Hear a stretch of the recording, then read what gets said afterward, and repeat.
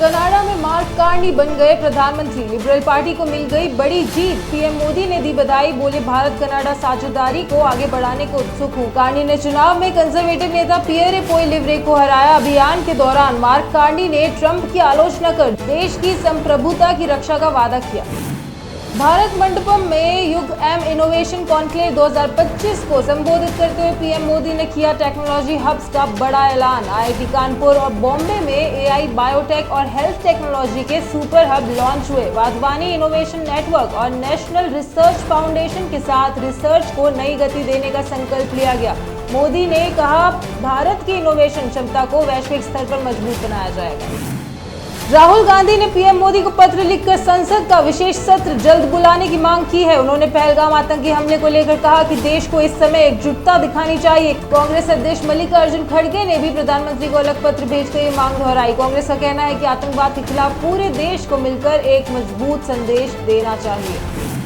उत्तर प्रदेश के देवरिया में सीएम योगी आदित्यनाथ ने 676 करोड़ की 501 विकास परियोजनाओं का लोकार्पण और शिलान्यास किया। उन्होंने योजनाओं के लाभार्थियों को स्वीकृति पत्र और चेक भी वितरित किए। मंच से सीएम योगी बोले, प्रयागराज को माफियाओं से मुक्ति मिलते ही वहां की बेटियों ने यूपीएससी में टॉप किया। उन्होंने शक्ति दुबे के पहले स्थान पर आने को नया उत्तर प्रदेश का प्रतीक बताया।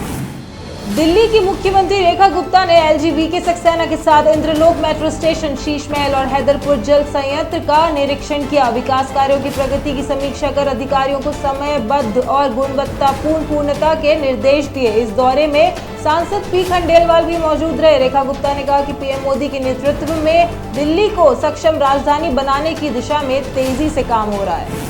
चंडीगढ़ में हरियाणा के मुख्यमंत्री नायब सिंह सैनी की 16वीं वित्त आयोग के अध्यक्ष डॉक्टर अरविंद पनगाड़िया और सदस्यों के साथ अहम बैठक हुई। राज्य के वित्तीय मामलों और रणनीतियों पर विस्तार से चर्चा की गई और आयोग के समक्ष हरियाणा की विकास यात्रा का प्रेजेंटेशन भी दिया गया। आयोग ने राज्य सरकार की हरियाणवी एक पहल और नवाचारों की सराहना की। सीएम सैनी ने कहा, हरियाणा पीएम मोदी के विकसित भारत के विजन में पूरी तरह सहभागी है।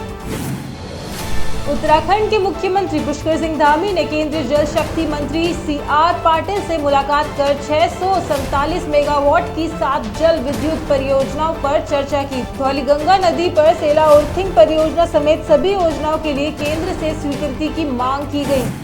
मध्य प्रदेश के मुख्यमंत्री डॉक्टर मोहन यादव ने इंदौर में डॉक्टर भीमराव अंबेडकर सम्मान अभियान के तहत संगोष्ठी में भाग लिया। उन्होंने कहा कि संविधान भारत की आत्मा है, जो नागरिकों को अधिकार और कर्तव्य दोनों का बोध कराता है। बिहार के सीएम नीतीश कुमार ने 14 साल की उम्र में आईपीएल में शतक लगाने वाले वैभव सूर्यवंशी को बधाई दी। उन्होंने बताया कि वैभव से 2024 में मुलाकात हुई थी और अब शानदार प्रदर्शन के बाद फोन पर बधाई दी गई है। राज्य सरकार वैभव को 10 लाख की सम्मान राशि देगा। सीएम ने कामना की कि वैभव भारतीय टीम में नई ऊंचाइयां छुए और देश का नाम रोशन करे। बिहार के उप मुख्यमंत्री विजय कुमार सिन्हा परशुराम जयंती पर मोकामा स्थित भगवा परशुराम मंदिर में भव्य कलश यात्रा में शामिल हुए। उन्होंने विधिवत पूजा अर्चना कर राष्ट्र की सुख, शांति और समृद्धि की कामना की। राजस्थान के मुख्यमंत्री भजनलाल शर्मा ने केंद्रीय मंत्री मनोहर लाल की उपस्थिति में ऊर्जा और नगरीय विकास विभाग की समीक्षा बैठक की। बैठक में योजनाओं की प्रगति, लक्ष्यों की प्राप्ति और पारदर्शिता सुनिश्चित करने को लेकर दिशा निर्देश दिए गए। सीएम ने केंद्र और राज्य की योजनाओं के प्रभावी क्रियान्वयन पर जोर दिया। अधिकारियों से विकास कार्यों में गति लाने की अपील की।